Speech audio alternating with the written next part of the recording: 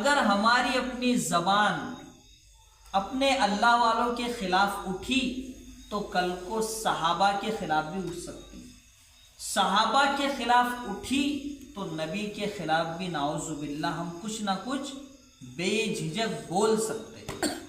اس لیے اگر ہم اپنے بزرگوں پر رک جائیں گے تو آگے جانے کی ہمت ہی ہماری نہیں ہوگی۔ یاد رکھیں گے سب اس بات کو انشاءاللہ۔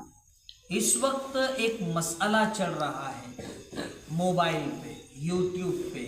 میں ایک موٹی مثال آپ کو دے رہا ہوں کیونکہ آپ لوگ آگے چل کے کوئی حافظ، کوئی عالم، کوئی مفتی، کوئی بڑا مشہور انشاءاللہ عالم بنے گا، مفتی بنے گا، ہر ایک بنے گا، ہماری تو تمنا ہے انشاءاللہ۔ لیکن آپ کو یہ بات یاد رہنا، اس لیے میں آپ کو مثال ابھی آج کی مثال دے رہا ہوں۔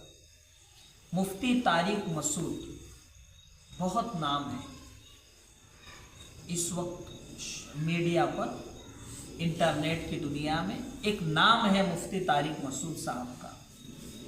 انہوں نے ایک قاعدہ بتاتے ہوئے غلطی کر دی، غلطی قاعدہ بتانے میں بھی کی، اور پھر اس کے بعد آگے بڑھ کر کہا کہ نبی چونکہ پڑھنا نہیں جانتے تھے، صحابہ نے اس لفظ کو عربی کے خلاف لکھا، لیکن نبی امی ہونے کی وجہ سے نعوذ باللہ نبی کو وہ پتہ نہیں چل سکا اور صحابہ نے وہ برابر نہیں لکھا۔ اس طریقے سے مفتی صاحب نے کہہ دیا، بات کہی۔ ہمیں تو یقین ہے کہ مفتی صاحب نے گستاخی کے حساب سے بالکل نہیں کہا، لیکن گستاخی تو ہو گئی۔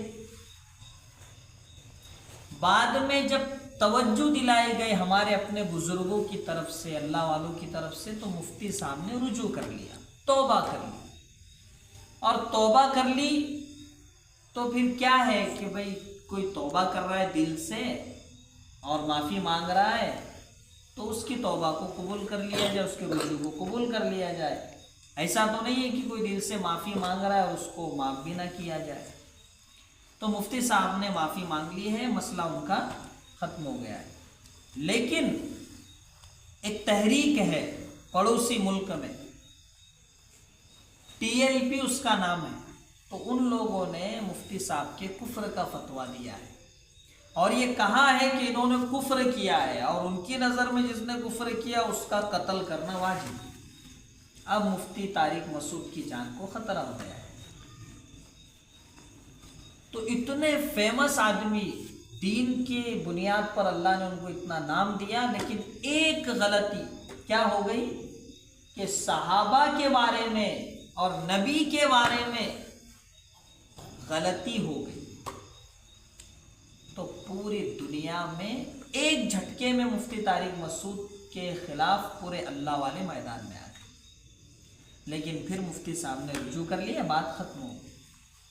تو اس لیے پیارے بچوں یاد رکھو کہ کبھی بھی ہماری اپنی زبانیں ہمارے اساتذہ کے بارے میں، ہمارے بڑے اللہ والوں کے بارے میں، ہمارے بڑے بزرگوں کے بارے میں، ہمارے بڑے تابعین، تابعین کے بارے میں، صحابہ کے بارے میں، خاص طور سے بڑے بڑے علم آپ حاصل کرو گے تو کہیں ایسا نہ ہو کہ آگے چل کے آپ کو صحابہ کی کسی کام پر اعتراض ہو جائے۔ کبھی بھی اپنی زبان پر لفظ بھی لانے کا نہیں، نبی کے بارے میں تو ہم سوچ بھی نہیں سکتے۔